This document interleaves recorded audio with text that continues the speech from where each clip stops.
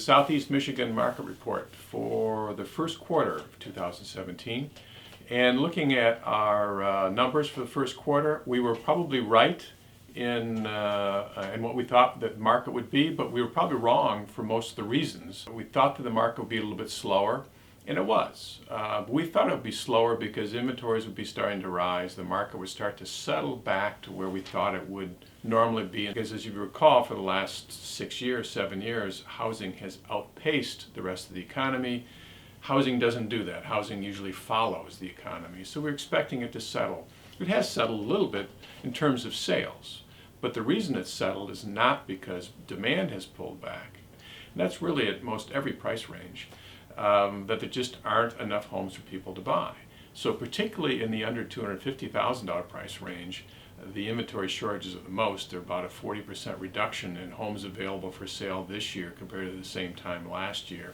And as the prices rise, even in the $500,000 and above range, the upper end markets, the prices, or the inventory rather, is still lower than it was last year. First quarter this year, all boats are rising, values are rising across all price points. Obviously at the lower end, the under 250, the first quarter we've seen values jump almost 10%. Values are probably 4 or 5% in the middle range, and then they're up about 2% even in the upper end. So all good news for sellers, frustration for buyers.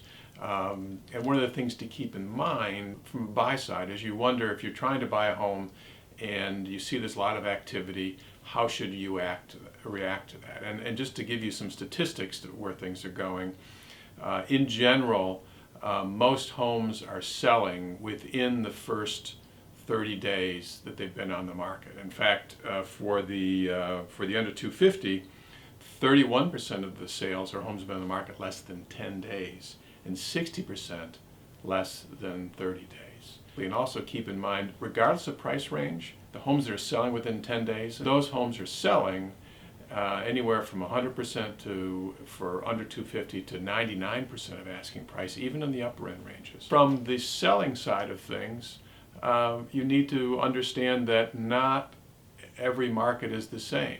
It is segmented by price range, so depending on the price range that you're in, just because your cousin sold their home in 2 days with 14 offers, look at where their home is located versus yours and understand that there is a difference even within a couple miles of each other for the speed of the market. So you have to be realistic and not, in many cases, too greedy on the asking price.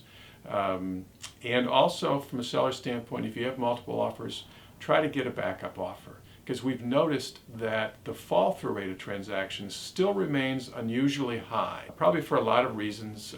There still are buyers that have got bruised credit even after 6 or 8 years of the recession. But in general, for Southeast Michigan, we're seeing a very strong spring market into the summer.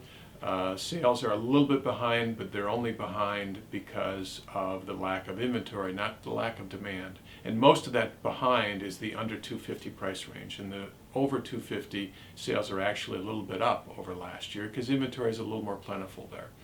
So we expect this inventory shortage not to change too much for the rest of this year and probably not into next year. So why is it happening? What's causing the shortage? Main reason is that baby boomers, quite frankly, aren't moving as fast. They're staying in their homes longer, they're working longer, so their need to do that final move out to retirement is being stretched forward.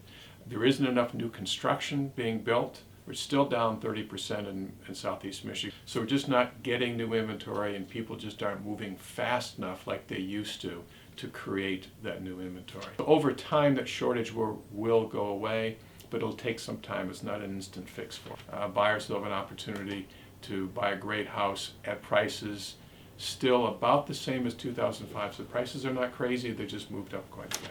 So that's it. Thanks.